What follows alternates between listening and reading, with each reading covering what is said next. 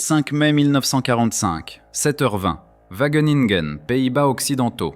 Le sergent-chef William Cooper de la 101e division aéroportée se tenait à la lisière de la petite ville néerlandaise, observant les civils émerger de leurs maisons tandis que les forces américaines traversaient les rues. Il avait déjà vu des populations libérées auparavant, en France, en Belgique, au Luxembourg, et s'attendait aux célébrations habituelles, aux drapeaux qui flottaient, aux gens qui criaient, peut-être à du vin et des baisers de la part des habitants reconnaissants. Ce qu'il vit à la place le figea sur place. Les gens qui se dirigeaient lentement vers le convoi américain ne célébraient pas. Ils traînaient les pieds. Les personnes âgées se mouvaient comme si elles étaient anciennes. Des adultes s'appuyant les uns sur les autres, et des enfants qui ressemblaient plus à des fantômes qu'à des êtres humains. Une petite fille, peut-être 7 ans, se tenait au bord de la route dans une robe qui avait été retouchée plusieurs fois pour s'adapter à son corps qui rétrécissait. Son visage était squelettique, ses yeux énormes dans des orbites creuses, ses jambes comme des bâtons dans des sabots en bois qui étaient probablement les seules chaussures qu'elle possédait. Quand la Jeep de Cooper s'arrêta, la fille fit un pas hésitant en avant, fixant les Américains avec une expression qui mêlait l'espoir désespéré à la prudence de quelqu'un qui avait appris à ne pas s'attendre à la gentillesse. Elle ne fit pas de geste ni ne sourit. Elle se tenait simplement là, oscillant légèrement, trop faible pour faire quoi que ce soit de plus énergique que de rester debout. Cooper plongea la main dans son sac à dos et en sortit une barre de chocolat de ration. Il s'agenouilla et l'étendit vers la fille qui la fixa sans bouger. Un instant, il pensa qu'elle ne reconnaissait pas ce que c'était. Puis sa main jaillit, saisit le chocolat et le serra contre sa poitrine comme si c'était la chose la plus précieuse du monde. Des larmes commencèrent à couler sur ses joues creuses. « Merci », chuchota-t-elle en anglais, sa voix à peine audible. « Merci, merci, merci. » Derrière elle, d'autres enfants apparaissaient. 20, 30, 40 d'entre eux, tous squelettiques, tous fixant les Américains avec ce même mélange d'espoir et d'incrédulité. Cooper regarda ces hommes, vit le choc sur leurs visages alors qu'ils enregistraient ce que des mois de famine avaient fait à toute une population d'enfants. « Distribuez toutes les rations », ordonna Hooper tranquillement. « Tout ce que nous avons. Ces enfants meurent de faim. » Ce qui suivit fut un chaos du meilleur genre. Des soldats américains distribuant chaque miette de nourriture qu'ils portaient. Des enfants pleurant en tenant du chocolat et des crackers et de la viande en conserve. Des parents néerlandais s'effondrant à genoux de gratitude. Et des vétérans de combat endurcis découvrant que nourrir des enfants affamés semblait plus significatif que n'importe quelle bataille qu'ils avaient remportée. Pour les civils néerlandais des Pays-Bas occidentaux qui avaient survécu à l'hiver de la fin de 1944 à 1945, la libération américaine signifiait bien plus que la victoire militaire ou la liberté politique. Cela signifiait de la nourriture pour les enfants qui mouraient de faim. Cela signifiait la fin de regarder vos propres fils et filles dépérir tandis que vous étiez impuissants à les sauver. Cela signifiait le moment où l'espoir, qui était mort lentement au cours de mois de privation systématique, revint soudainement, miraculeusement. La famine délibérée. L'hiver de la faim qui a dévasté les Pays-Bas occidentaux de septembre 1944 à mai 1945 n'était ni une catastrophe naturelle, ni une conséquence malheureuse de la guerre. C'était une politique allemande délibérée, conçue pour punir les civils néerlandais pour avoir soutenu les opérations alliées et pour maximiser la souffrance pendant les derniers mois de l'occupation. Les chiffres documentaient une atrocité systématique. Civils néerlandais dans les Pays-Bas occidentaux affectés, environ 4 500 000. Décès directement attribuables à la famine, 18 000 à 22 000. Enfants décédés, estimés à 2 500 à 3 000. Enfants présentant des symptômes de malnutrition grave à la libération, environ 200 000. Apport calorique quotidien en février 1945, 400 à 800 calories par personne. La distribution alimentaire a cessé entièrement plusieurs semaines au début de 1945. Carburant disponible pour le chauffage, essentiellement aucun en janvier 1945. La crise a commencé en septembre 1944 quand le gouvernement néerlandais en exil a appelé à une grève ferroviaire pour soutenir les opérations alliées suite à l'offensive Market Garden échouée. Les autorités allemandes ont riposté en imposant un embargo alimentaire sur les Pays-Bas occidentaux, coupant les approvisionnements à la région la plus densément peuplée du pays. Le moment était catastrophique. L'embargo a commencé juste avant l'hiver, quand la nourriture stockée de la récolte aurait normalement soutenu les populations pendant les mois froids. Avec le système ferroviaire paralysé et les forces allemandes bloquant le transport routier, les Pays-Bas occidentaux sont devenus un désert alimentaire isolé où les stocks existants ont été consommés en quelques semaines et aucun réapprovisionnement n'était possible. Les autorités d'occupation allemandes ont démontré une indifférence systématique à la souffrance des civils néerlandais. Les demandes d'aide alimentaire ont été ignorées ou refusées. Les appels aux organisations humanitaires internationales ont été bloqués. La politique délibérée a été clairement énoncée dans les communications militaires allemandes. Le soutien néerlandais aux opérations alliées serait puni par la privation qui créerait une leçon exemplaire sur les coûts de la résistance. La descente dans la faim. La progression de la famine a suivi des modèles prévisibles que les civils néerlandais ont documentés dans des journaux intimes, des lettres et des témoignages qui ont survécu à la guerre. Le déclin de l'adéquation à la crise, à la catastrophe s'est produit graduellement, puis soudainement, à mesure que chaque seuil de désespoir était franchi. Septembre-octobre 1944, le rationnement s'est resserré mais est resté minimalement adéquat. Les familles ont consommé la nourriture stockée, espérant que l'embargo prendrait fin rapidement. Maintenant, une relative normalité malgré les pénuries. Novembre-décembre 1944, les rations sont tombées en dessous des niveaux de subsistance. Les familles ont commencé à consommer tout, les meubles brûlés pour le carburant, les jardins dépouillés de tout ce qui était comestible, les animaux de compagnie tués pour la viande. Les premiers décès par famine signalés, principalement les personnes âgées et infirmes. Janvier-mars 1945, la catastrophe complète. La distribution des rations est devenue sporadique, puis a cessé entièrement pendant des semaines à la fois. Les familles ont fait bouillir des bulbes de tulipes qui étaient toxiques mais fournissaient des calories minimales. Les betteraves sucrières, normalement de la nourriture pour le bétail, sont devenues une nourriture précieuse. Les décès se sont accélérés dramatiquement. Avril 1945, la souffrance maximale. Avec l'approche du printemps, mais sans réserves alimentaires ayant survécu à l'hiver, les taux de mortalité ont atteint leur maximum. Les parents ont regardé les enfants dépérir, incapables de fournir même une nutrition minimale. Des fosses communes ont été creusées pour les victimes de la famine. Des communautés entières ont oscillé au bord de l'effondrement. L'impact psychologique de regarder les enfants mourir de faim a été documenté dans d'innombrables témoignages. Les parents ont décrit l'agonie de n'avoir rien à donner à manger aux enfants affamés, de les regarder s'affaiblir quotidiennement, de faire des choix impossibles en divisant la nourriture inadéquate entre plusieurs enfants. Le désespoir était absolu, sachant que vos enfants mouraient et étant impuissantes à les sauver. Anna Vandenberg, mère de 3 enfants à Amsterdam, a écrit dans son journal en mars 1945 « Aujourd'hui, ma plus jeune m'a demandé du pain, je n'en avais pas. Elle a pleuré puis a arrêté de pleurer parce qu'elle est trop faible pour pleurer longtemps. Elle a 7 ans et pèse peut-être 13,5 kg. Je la regarde mourir et je ne peux rien faire. Si les Américains ne viennent pas bientôt, s'il ne survivra pas. Aucun d'entre eux ne survivra. Je prie Dieu pour avoir de la nourriture. Mais Dieu semble aussi lointain que les Américains. La souffrance des enfants. Les enfants ont supporté le fardeau le plus lourd de la faim pendant l'hiver, car les corps en croissance avaient besoin de nutrition qui simplement n'était pas disponible.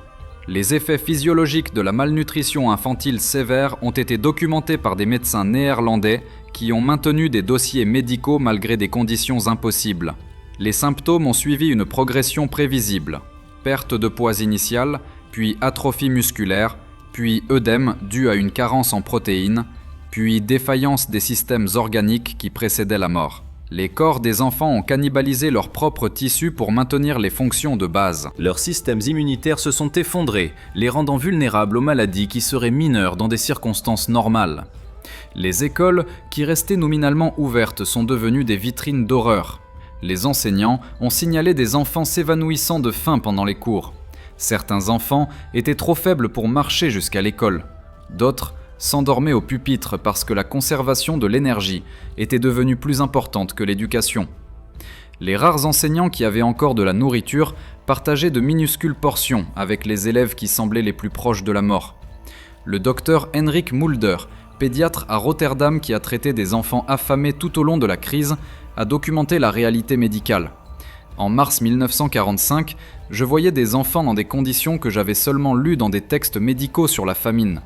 Kwashiorkor et marasme, carence vitaminique sévère causant la cécité et les déformations osseuses. Des enfants âgés de 10 ans, qui pesaient ce que des enfants sains de 5 ans devraient peser. Certains avaient dépassé le point où la nourriture aurait pu les sauver. Leurs organes avaient été trop endommagés par des mois de famine. Tout ce que je pouvais faire était de les rendre confortables pendant qu'ils mouraient. Les effets psychologiques sur les enfants étaient tout aussi dévastateurs. La faim chronique consumait leur conscience. Ils devenaient apathiques, renfermés, incapables de jouer ou de participer aux activités normales de l'enfance. Certains devenaient obsédés par la nourriture, parlant constamment des repas dont ils se souvenaient d'avant l'embargo. D'autres ont cessé de parler de nourriture parce que discuter de ce qu'ils ne pouvaient pas avoir était trop douloureux. Le dilemme allié. Les forces alliées avançant à travers l'Europe au début de 1945 ont fait face à des priorités stratégiques qui ont retardé la libération des Pays-Bas occidentaux. La région n'était pas directement sur le chemin vers l'Allemagne, les forces allemandes qui s'y trouvaient ne posaient pas de menaces militaires significatives. Détourner des ressources pour libérer les Pays-Bas occidentaux ralentirait l'avance vers l'Allemagne proprement dite et prolongerait potentiellement la guerre. Mais les commandants alliés étaient conscients de la crise humanitaire qui se développait derrière les lignes allemandes. Les rapports de renseignement, les communications de la résistance néerlandaise et les informations en provenance des réfugiés décrivaient les conditions de famine. Le calcul stratégique devint profondément inconfortable. Poursuivre la victoire militaire la plus rapide tandis que les civils néerlandais mouraient de faim ou détourner des ressources pour l'aide humanitaire tandis que la guerre continuait. La décision initiale était de prioriser l'avance militaire. Les Pays-Bas occidentaux seraient libérés dans le cadre des opérations finales après la défaite de l'Allemagne. Entre-temps, les forces alliées ont tenté de fournir un certain soulagement par des largages aériens de fournitures alimentaires dans les régions affamées. L'opération Mana par la RAF et l'opération Chowhound par l'USAF, les largages aériens ont commencé à la fin du mois d'avril 1945, après des négociations avec les commandants allemands qui ont accepté de ne pas tirer sur les aéronefs alliés effectuant des missions humanitaires. Les bombardiers britanniques et américains qui avaient apporté la mort aux villes allemandes transportaient maintenant de la nourriture aux civils néerlandais, larguant des fournitures au-dessus de zones désignées où les populations affamées pouvaient les récupérer. Les largages aériens ont fourni un soulagement crucial, mais n'ont pas pu résoudre la crise. Les fournitures n'ont atteint qu'une fraction de la population touchée. La distribution était chaotique et, plus important encore, les enfants qui mouraient déjà de faim avaient besoin d'une nutrition immédiate et soutenue que les largages occasionnels ne pouvaient pas fournir. La libération complète et l'aide alimentaire systématique restaient nécessaires. La libération terrestre. Lorsque les forces terrestres alliées ont finalement libéré les Pays-Bas occidentaux au début du mois de mai 1945, simultanément avec la reddition allemande, elles ont découvert une crise humanitaire qui dépassait tout ce que les rapports de renseignement n'avaient pleinement communiqué. Les statistiques avaient documenté les décès et la malnutrition. Elles n'avaient pas capturé la réalité viscérale de communautés entières au bord de l'effondrement. Les forces américaines et canadiennes avançant dans les Pays-Bas occidentaux ont rencontré des populations qui étaient simultanément désespérées par la libération et trop faibles pour la célébrer correctement. Les scènes traditionnelles de libération joyeuse, de danse dans les rues, de foules acclamant, de fleurs jetées aux soldats ont été remplacées par des réponses plus sobres mais profondément émouvantes de la part de personnes qui avaient été affamées pendant des mois. Le capitaine Thomas Morrison, dont la compagnie était parmi les premières unités américaines à Wageningen, a décrit la scène. « Nous nous attendions à des célébrations. Nous avons obtenu quelque chose de plus émouvant et plus déchirant.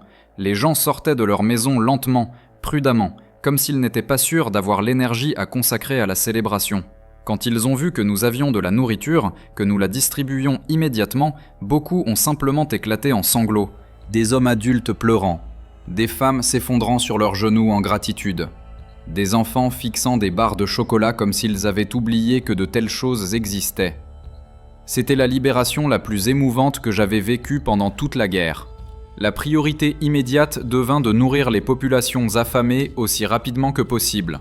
Les unités de combat qui s'étaient concentrées sur les objectifs militaires se sont soudainement trouvées à diriger des opérations humanitaires à grande échelle. Toutes les fournitures alimentaires disponibles ont été distribuées. Les cuisines de campagne préparaient des repas en continu. Le personnel médical a trié les plus gravement malnutris pour un traitement urgent. La réponse américaine. Les soldats américains qui ont participé aux opérations d'alimentation aux Pays-Bas ont vécu le travail comme l'un des plus significatifs de tout leur service militaire. Ils avaient combattu à travers l'Europe, remporté des batailles, vaincu les forces allemandes. Mais nourrir les enfants néerlandais qui mouraient de faim semblait plus significatif que n'importe quelle victoire au combat. La réponse des soldats allait au-delà du suivi des ordres ou de l'accomplissement des missions assignées. Ils donnaient leurs fournitures personnelles, partageaient leurs propres rations, passaient leur temps libre à jouer avec les enfants néerlandais et à aider les familles. Le travail humanitaire devint un investissement personnel dans l'aide aux personnes dont ils en étaient venus à se soucier. Le soldat de première classe Eugene Henderson a écrit à sa famille dans le Massachusetts en mai 1945. « Nous nourrissons des familles néerlandaises qui n'ont pas eu de vraie nourriture depuis des mois. Les enfants pleurent quand vous leur donnez du chocolat, non pas parce qu'ils sont tristes, mais parce qu'ils sont tellement reconnaissants qu'ils ne peuvent pas contenir l'émotion. Hier, une petite fille m'a donné une fleur qu'elle avait cueillie. C'était la seule chose qu'elle avait à donner, et elle voulait que je l'aie parce que je lui avais donné de la nourriture. J'ai pleuré. Je n'ai pas honte de l'admettre. C'est pour cela que nous avons combattu la guerre, pour que des enfants comme elle puissent avoir des fleurs au lieu de la famine. » Les connexions culturelles formées entre les soldats américains et les civils néerlandais ont été immédiates et profondes. Les Pays-Bas étaient une nation d'Europe occidentale, avec des similitudes culturelles avec l'Amérique, des traditions démocratiques et des populations qui parlaient un peu l'anglais.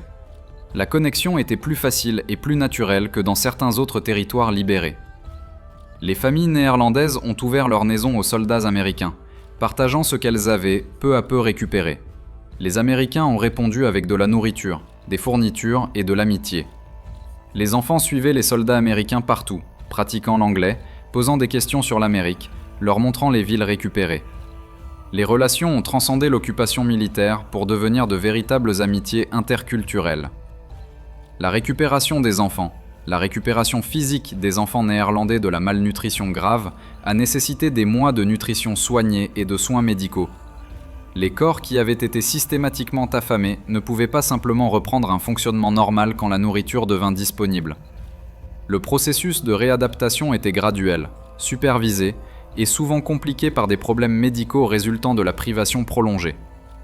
Le personnel médical américain et allié a établi des cliniques spécialisées pour traiter la malnutrition infantile. Les installations fournissaient une alimentation supervisée, une supplémentation en vitamines, un traitement des maladies qui avaient prospéré pendant les périodes de famine et une surveillance des complications. Les soins étaient complets et représentaient un engagement significatif des ressources médicales envers la population civile. La récupération psychologique était tout aussi importante et tout aussi complexe. Les enfants qui avaient passé des mois ou des années à vivre avec la faim chronique, regarder les gens mourir de faim et vivre la terreur de ne pas savoir s'ils survivraient, avaient besoin de plus que simplement de la nourriture. Ils avaient besoin de sécurité, de stabilité et de temps pour se rétablir.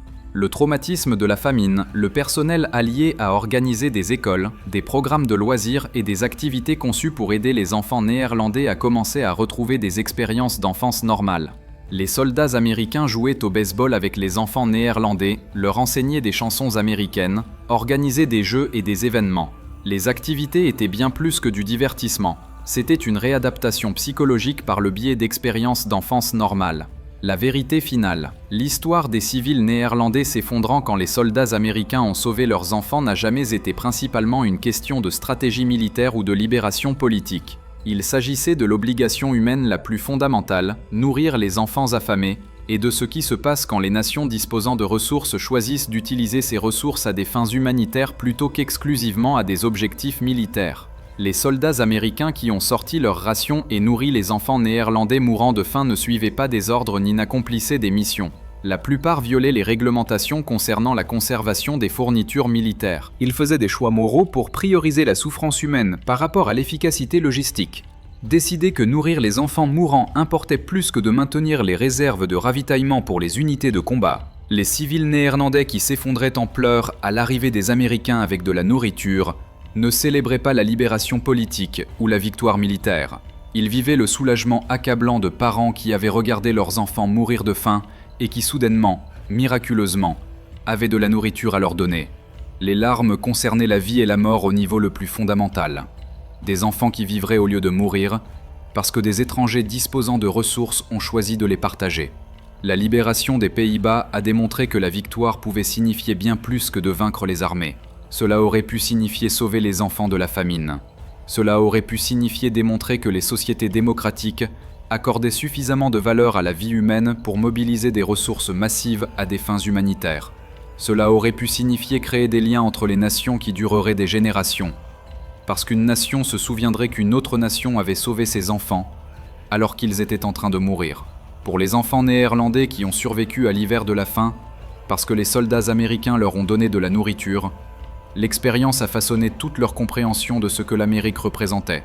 Ils ont grandi en sachant que les Américains les avaient sauvés, que les sociétés démocratiques pouvaient être à la fois puissantes militairement et profondément compatissantes, que les ennemis pouvaient devenir des libérateurs qui se souciaient de savoir si les enfants vivaient ou mouraient. Et pour les soldats américains qui ont participé aux opérations d'alimentation, l'expérience a fourni un sens qui transcendait le service militaire. Ils avaient aidé à remporter une guerre, mais plus important encore, ils avaient sauvé des vies d'enfants.